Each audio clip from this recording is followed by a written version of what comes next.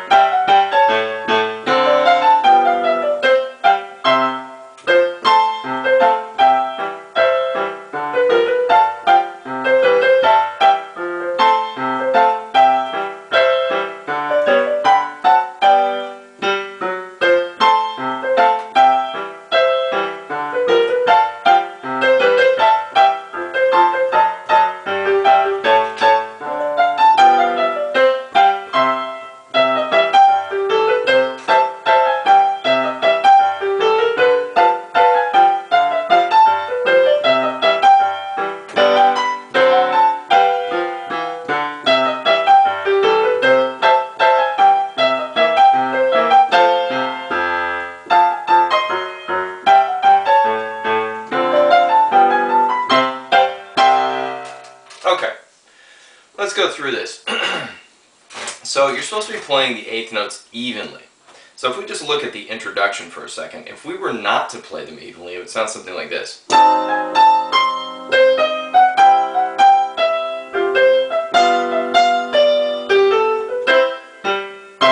We don't want that. We want to play it evenly, so.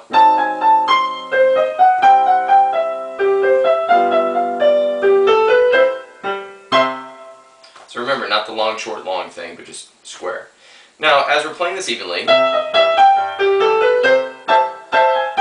you probably notice we've got legato to staccato, and it's interspersed in between the legato. So we've got a lot of parts of the piece that we're playing these random staccato notes in breaks of phrases.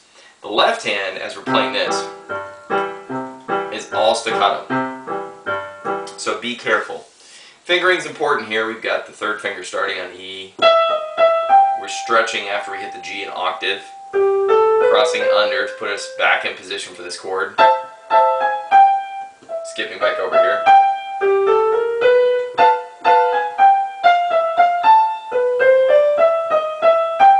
So if you follow the fingering, you'll do great. You decide to go over there and not pay attention to it, you're probably going to have problems. So if you're one of my students and I see that you're not following the fingering, you're going to have to go back and do the fingering that's written. So stick to the fingering that's written. And remember, if you see a fingering where it says, say, measure 8's a good example.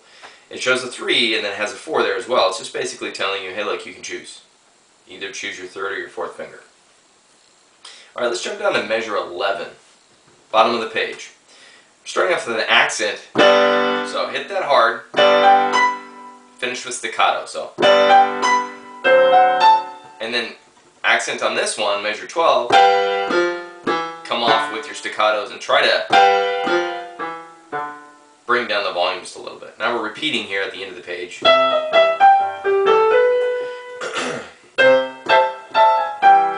now measure 15, we're actually doing something non-repetitive here. Now you'll notice here they're showing you 1 and 2, but it's staccato.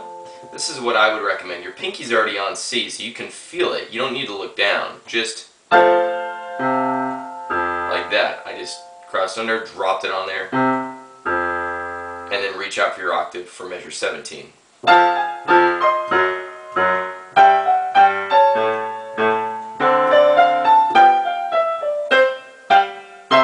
Kind of important to get your staccatos in there. It really gives it that ragtime feel. Now as we're going through this part, measure 21, you'll notice that that eighth note is coming in between the strong beats here.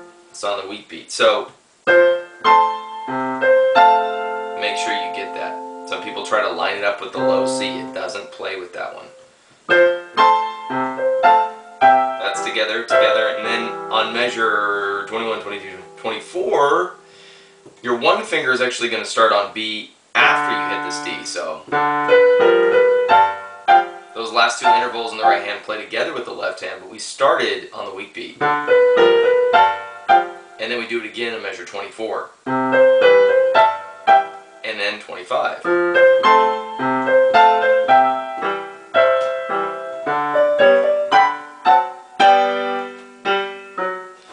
And then it basically repeats that pattern. Remember, this is a DSL coda, so when we jump down to, I'm on measure 33 right now.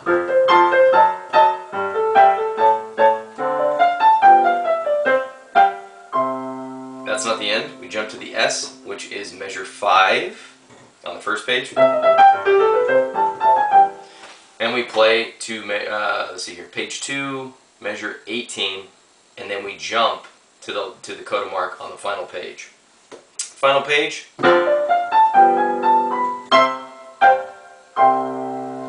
Now, if you want to, you can slow it down, space them out. It doesn't say that, but it's up to you. Staccato, accent. Oh, my bad, accent. Okay. So when you're hitting these, this one should be loud. These should be louder. Other than that, the rest of it you should know. If you're at this level, you should know most of the, seeing crescendos or telling you forte, mezzo forte, stuff like that, you should already know. Okay, that should be good enough. This concludes the Pine Cone Rap.